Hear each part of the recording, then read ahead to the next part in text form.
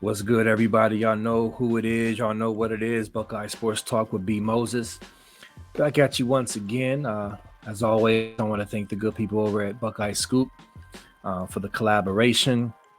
And if you have not liked, subscribed, like this video, subscribe to their channel, and also consider taking a look at their forum, BuckeyeScoop.com. A lot of great content, a lot of great people there. So I want to dive right in. As you can see on the screen, or the title of the video is Chris Holtman on trial. And I think that's appropriate. I don't think most people would argue with that at this point. I just kind of want to go over some things, share my thoughts, and just basically kind of hopefully at the end of this video have some type of perspective and idea of where we're going with this and how, what we can expect, I guess, in the future. Because I think really expectations helps to temper, reactions and, how we respond to certain things. So, and the thing about Buckeye basketball is, if we're honest, I know some people try to act like it's on par with Buckeye football in the same level. It's just not. And I think we need to be honest about that. And that's not to say that we don't love Buckeye basketball. And I know there's some who love Buckeye basketball more, but the vast majority look at football as, king. And I think most people, even outside the program, look at Ohio State as a football school. I don't think that's really debatable. But just want to touch on some things and have a discussion. I'm looking forward to y'all's comments. And, and this sucks to lose. Even in basketball, we've been kind of spoiled to the sense that we haven't been this bad. I mean, there's been other schools who have been this bad more recently. And, we haven't experienced this in a while. Even with our frustration of not getting over certain humps, it still hasn't been this bad. So now we find our place. I mean, we find ourselves in this place where, it's like, man, like we are really kind of self-reflecting, evaluating and stuff like that.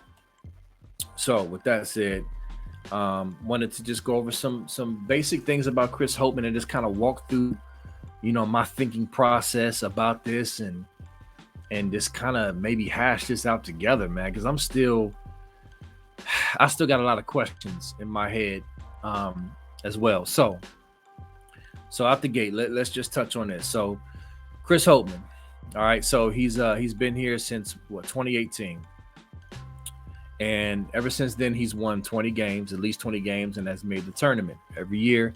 That is obviously going to come to a screeching halt this season. No 20 games and no tournament. That's a wrap. That's not going to happen. But that's been his his resume thus far. And so, I've heard, pundits outside the program, who may like Chris Holtman are just trying to, like, hey, Buckeyes, chill. Look at what your coach has done. He's a good coach and, blah, blah, blah, blah. He's won 20 games every year. It's I'm not discounting or dismissing the 20 games per year in the tournament, but I think the most recent success we've had before Holtman was Thad Matta, and the runs we made in the tourney under Thad Matta. Obviously things started to dwindle down the stretch. He had some health issues, and I believe it started to affect his recruiting and even his coaching. But that's another video. The point is, even though we're not a blue blood basketball program like we're a blue blood football program, we still have some good tradition. We still have a standard. It's debatable what that standard is, especially when you compare it to football, but there's still a standard. And so even with the 20 games and the tournament appearances, not getting to the Sweet 16 that's just not acceptable for this program. I think most people would agree. The one thing I just want to just really touch on and highlight is that the circles I run in, the fans I've talked to, the brothers, Buckeye brothers, and even sisters who I've talked to are pounding the table for Holtman to get fired. Am I saying he doesn't deserve to be fired? No, I'm not saying that. I would be perfectly fine with him being fired today if that was the realistic option. But I don't see that happening, and I haven't seen that happening for a while now. And the most recent news from Gene Smith made that even more of a reality when he basically gave him the vote of confidence, which I don't believe is the dreaded vote of confidence. Now, I would be glad to be proven wrong, but I actually believe it's a real vote of confidence that he's not getting fired this year, and there is going to be at least another year of Chris Holtman. So, I'm a kind of circle back and hit on that a little more, but I just wanted to put that out there because I know that's the clear, outcry is, he needs to go, and I'm not arguing with that. But we also had to look at the reality of what's going on in this program, and basically, should we be wasting our breath on that if it's not really going to happen? So here's a few reasons why I don't think that's going to happen. So, number one, they just brought in the top 5 class with Sensabaugh, and the crew. And obviously Sensabaugh has shown that he's a really good talent. But then you got another top 5 class coming in next season. So that's back-to-back top 5 classes. Okay. So recruiting wasn't as great out the gate for Holtman when he first got here, but now it has turned up. What's crazy is the recruiting has turned up, but the play has turned down. Now, this year, this roster is very young. A lot of freshmen needing to step up. Transfers in the mix. Basically, it's only I believe it's only 3 or 4 returning players from last year's team. So if you just thinking just logically, just taking all the stuff we know about Chris Holtman in the prior years out of it, you would think, well, dang, you know what? Have some more patience. Look at this new roster, and they're young and they got to gel with these transfers. That's definitely logical if you remove all the other context, but you can't really remove all the other context. All the other context is what we've seen up until this point from Holtman, which I'm going to get into a little bit. And basically that benefit of the doubt of the reasoning I just gave about the young roster, it doesn't hold as much weight because of what's happened prior to this point with Holtman. The patience is not there. The grace is not there. Even though you have a valid reason to say, well, hold on, we need some more time with this. Well, this is year 5, right? So, and then of course, the dreaded, infamous contract extension that he just received recently, which I believe goes through the 2028 season. So basically, in the contract buyout, if OSU were to fire him this year, they got to pay him his whole salary, which I think is close to $20 million. Gene Smith and Chris Holtman are either going to end up looking like complete goofies after this or complete geniuses after this. If, basically if they next year add this class, this roster, if Sensabaugh stays, which I'm not holding my breath at all, that's key. Adding to the top 5 class coming in, more experience, and all the other stuff, and they make a run and turn things around, then Gene Smith and Holtman look like, hey, I told you to be patient, Buckeye Nation. It was rough, I know, but boom, look, we in the Elite 8 this year, whatever. But if they don't, then, it's going to be like, oh, yeah, this was a horrible decision, and it'll be a black eye on Gene Smith's part in this regard. So, but that's what we're dealing with here, y'all. Now, I'm going to read y'all some of the quotes because I know some of y'all think, oh, well, that's just a vote of confidence. Let me read you some of the quotes. This is from Holtman of a conversation he had with Gene Smith. It says, there was an understanding months ago about how we wanted to shape the roster moving forward. And those conversations, they're not public because they're conversations that you have, Holtman said. But there was an understanding there. And certainly some of the challenges we've had have been just that, very challenging. But I think if you were to come and look at our practice, you would see how engaged our players are, how engaged our young guys are. And that creates excitement about what we can finish here. And that's our only focus here now. So basically, they kind of got out in front of it like, look, there's a chance that we're going to be bad. So bear with us, Gene. When we come up out of this with this recruiting class and these young guys, we're going to come out smelling like roses. but we got to go through some doo-doo to get there. And so, that was bought. Gene Smith bought that. He believes in Holtman. And so that's why Gene Smith came out and basically said, hey, this is our coach of the future. That's why he did the extension, because he believes that he's going to emerge from this, looking pretty. So Holtman ain't going nowhere, y'all. I would eat crow live on Facebook or whatever if he does end up getting canned, but I just haven't seen it in a while, and I don't see it now. I kind of, up until I was on the, hey, let's give him some more time, up until we lost to what's the school we lost to 2 seasons ago? Oral Roberts. After we got bounced by Oral Roberts, it went from, hey, let's give him some more time, which I thought was logical and legitimate at that time, to let's just hope. Let's just hope we emerge despite, basically. Like, I was done at that point with the give him more time, and it just, in my expectations, changed. So even though it sucks that we're losing like this and all that, my expectation change kind of, softened the blow of what I'm seeing right now. And I know some people are still like, oh my God, like they're just I'm like, yeah, this sucks. And they are really bad right now. But I kind of, step back a little bit with the expectations. And I think that's key if you want to, stay sane whenever you're watching any team that you love. So here's a few issues I have with this team that I've seen throughout the tenure of Holtman.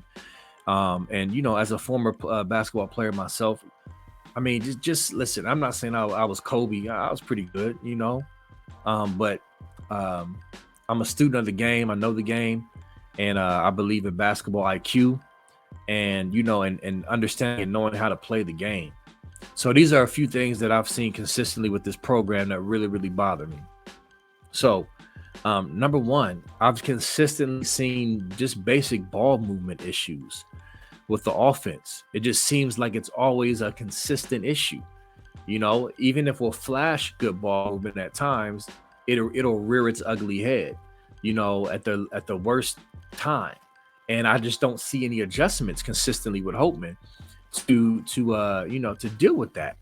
You know what I mean? It's like the opponent will do something to stymie our offense and our sets, to break up the flow, and you just don't typically see a lot of adjustments from Holtman to make them pay for that, whether it be them being over aggressive, and doubling certain players, and or reacting to screens a certain way. Okay, how do you counter that? You know what I mean? Like, to make them pay. I just don't see that enough, if at all, at times. And it's very frustrating, because some of those things are just basic things you can do, to at least make an opponent or a defense think twice about what they're doing. Also, I mentioned basketball IQ issues. I kind of put that in with turnovers. I don't have the numbers in front of me. I meant to grab them before I hopped on, but the turnovers have just been goofy over the years with this team. Just goofy. I mean, to me, that still goes back to coaching. I know the players are the one that's turned the ball over, but it still ultimately goes back to coaching, because a lot of times it's just focus, lack of focus in the moment, in big moments, being careless with the basketball, making poor decisions consistently. That has been a really, really, really annoying issue with this team, which has really cost them down a stretch in big moments. Also, meltdowns when the games are closer on the line kind of goes hand in hand. That's been a thing too. It's like this team just mentally breaks down too often, in games. I mean, shoot, more recently, when they played Purdue at the crib at the Shot, and we were right there, had the possession, and you had a chance to go down and win that game, or at least at minimum overtime. And Justice Suing just made a goofy, lazy, bad pass that ended up being a turnover. Now that's just one example. That's not the only thing I can point to. That's just the most recent thing that was, a big game to kind of, because really that game started in my opinion, watching this team, they played much better up until that point against solid competition. And then after that game, things seemed to shift and just go completely downhill. They were this close to either taking the number one team in the country to overtime or beating them. They were playing much better that half of the season before that. Um, and then they just started to collapse. But not only that, that's just the game, but the whole month of January woes, right? 2018, they started out 8-1. It was cool. But then 19, 1-6, 2020, 2-5, 2021, they got better, 6-2, 2022, 4-3, but then 2023, 1-7. Overall, that January record is just not good. It tells me something is happening. Something is either happening or not happening in that locker room with this team to cause them to get in this skid at the same time every season. And it's just, to me, goes hand in hand with meltdowns and breakdowns in the game. It's like something is not clicking with this team to where the mental toughness, and I would even say, I don't know, intestinal fortitude, I don't know how to put it, but something ain't jiving with this team down the stretch in games and down the stretch in the season, or specifically in January, though. It's like a weird, like, what's going on in January? Like, it's just weird. And then the last bullet point that I want to touch on, there's other things I could talk about, but I wanted to minimize the lack of recruiting actual bigs instead of expecting a 6'8" kid to, match up against a true big 6'11", big. I don't mind having 6'8", 6'9", power forward type guys. Now we have an Akpara, but before that, we haven't been recruiting guys like that. And obviously, he's still raw and young, but that's really hurt us in matchups down the stretch against teams as well. It's just frustrating. So I don't think Chris Holtman is the worst coach on the planet. He just, completely awful and just has no clue at all. There's just something that's just insufficient with him, with this team. The behind the scenes game, remember they showed the behind the scenes. I forget who the opponent was. I think it was against Minnesota, where there was no commercials and they showed the huddles. They showed where he was drawing up. And I was just watching, and he kept telling them, the hedge. And he kept giving them directives, and they would go right back out there and not do what he said. Now, you could say, well, the players aren't listening, so it's on the players. But man, listen, being in locker rooms and playing ball all my life and it's just, the response to your coach is so important. Like, if the coach has to demand respect and demand a response to go out there and execute, and it just seemed like there wasn't a great response when I was watching the behind the scenes, which I thought was very fascinating. I thought it was actually dope how they had the behind the scenes. It felt like the Minnesota coach, I believe it was Minnesota, it seemed like the energy and the connection was there, and it was at the shop. And that kind of gave me a little more insight. Like, man, something's just not right. Something ain't clicking. And so, listen, I'm hoping to be wrong that, hey, this was just a rough year. Because I believe we got the talent on this roster. There's talent. There's enough talent on this roster to be better than what we are now. Like I said, this team played much better leading up to that Purdue game. They played Duke, tough at Duke. They really probably should have beat North Carolina. I know North Carolina's not, like they were in past years, but they're still a solid team. They beat Texas Tech, and I mean, they've played better. Something happened to where it got up in here. And I don't know if Holtman, I know lost the team is a cliche, but this team is more talented than what we're seeing down the stretch is my point. So I'm just hoping, because he's not getting fired, y'all. He ain't getting fired. So we can just, if the quicker you forget about that and just stop hanging on to that, I think it's better for your expectations. So all we can do is hope for a huge turnaround with this recruiting class coming in with what's already here. Pray that Sensabaugh stays and that they have the off season of their life and come back and just completely turn it around. I mean, that's pretty much all we could really hope for at this point. But if he doesn't, if it's similar next year and they don't make the tournament and it's bad, then I think at that point Gene's hand will be forced. But right now, it ain't happening, y'all. So unfortunately, this is what we have to deal with. But I really want to hear y'all's comments. I want to know y'all's thoughts. And here's the other thing. Who is the ideal coach that you will go after? Like a realistic option. Like who is on your list? Because I've been thinking about that too, and I'm just not quite sure. But I do think we deserve better than this. Will it come through Holtman? I'm not going to hold my breath.